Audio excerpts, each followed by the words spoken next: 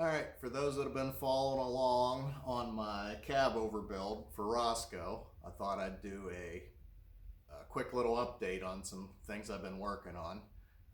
Been a busy week. I haven't been out to the shop that much, but the couple days I've got out, I've been working on the switch panel for inside the cab that's going to control the air ride suspension. So I thought I'd show you what I did. Just a little background on it. I had an extra cab that I had bought from a 68 C600. The cab was wrecked and rotten, but I pretty much gutted it for everything that I could. All the glass.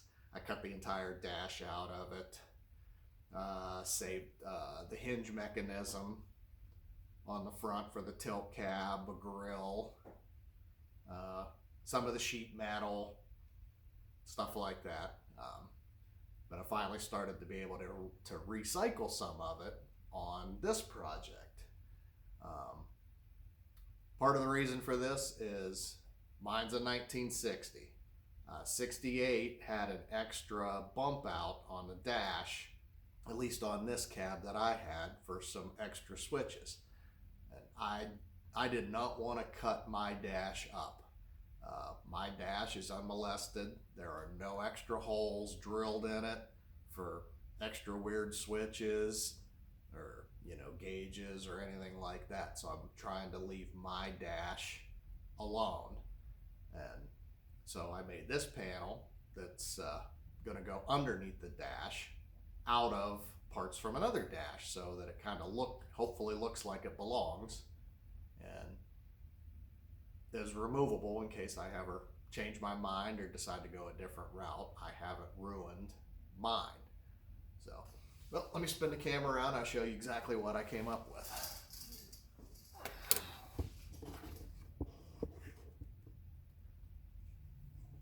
There is what I came up with.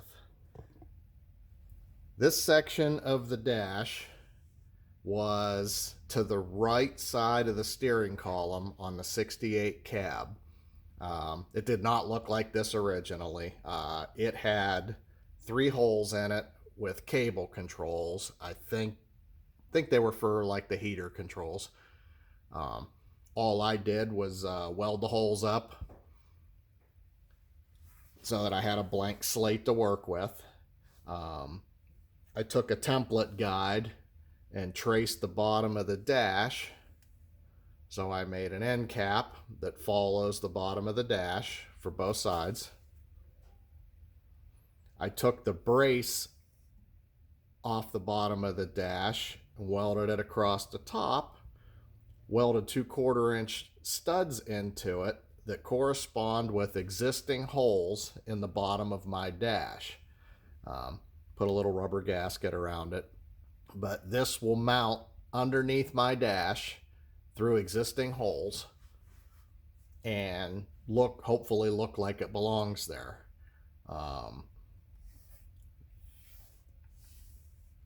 This light was from that 68. It was to let you know the PTO was on. All I did was take the little sticker out.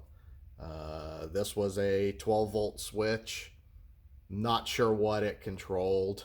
It wasn't wired up, but it's a 75 amp switch, so I decided to use it.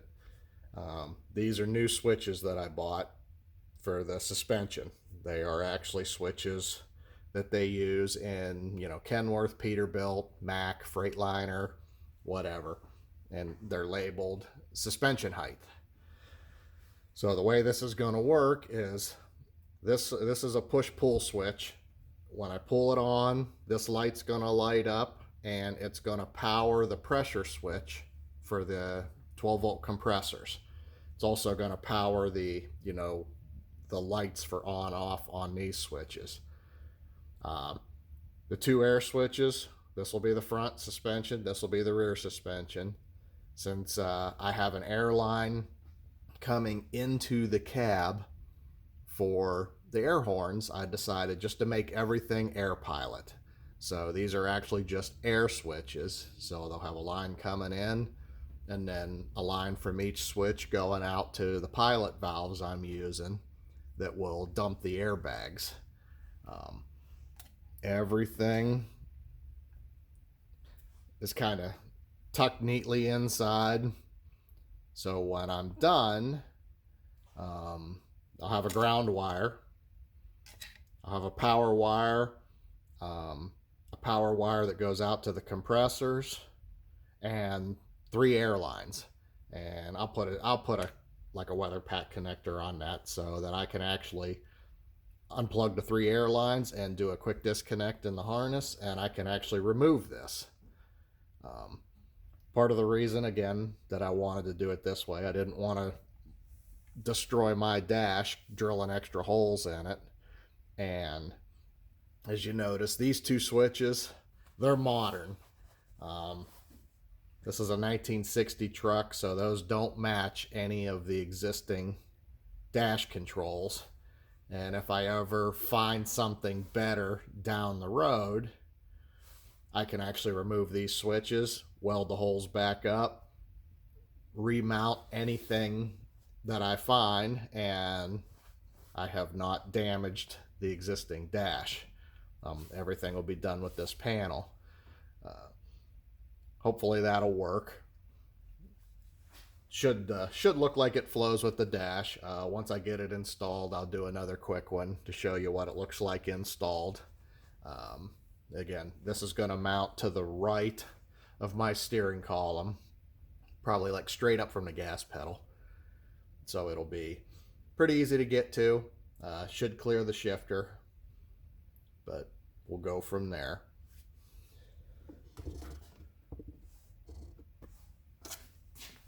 But that's kind of where we're at right now. Like I said, I haven't been out to the shop a lot this week. Been working some extra hours, so haven't got a lot done. Right now I'm working on an alternator, converting this thing to an alternator, so it's just tearing the generator off. So hopefully maybe one of the next videos is going to be the 3G Ford alternator brackets that I come up with for this. Because I'm leaving this a Y block. They don't make brackets for a Ford alternator, a newer Ford alternator. Everything's for, GM one wire. Well, I don't want a GM one wire. Trying to keep it all Ford. I've actually done this 3G conversion on one of my other cars, and it's pretty nice. It gives me a 135 amp charge system. So I just gotta make up some brackets so that for a Y block that'll mount it. Shouldn't be that hard. I kind of got an idea, but I get that done. I'll do a video on that one to show how I did that. But for now, that was just wanted to show the switch panel and kind of keep everybody apprised of what's going on. And hopefully in a week or so, I'll have another video up with the alternator.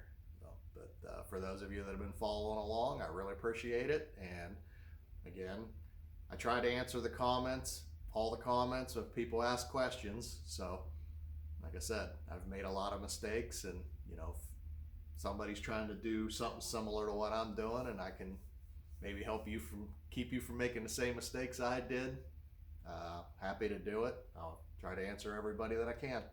So again, appreciate everybody watching, and until the next time.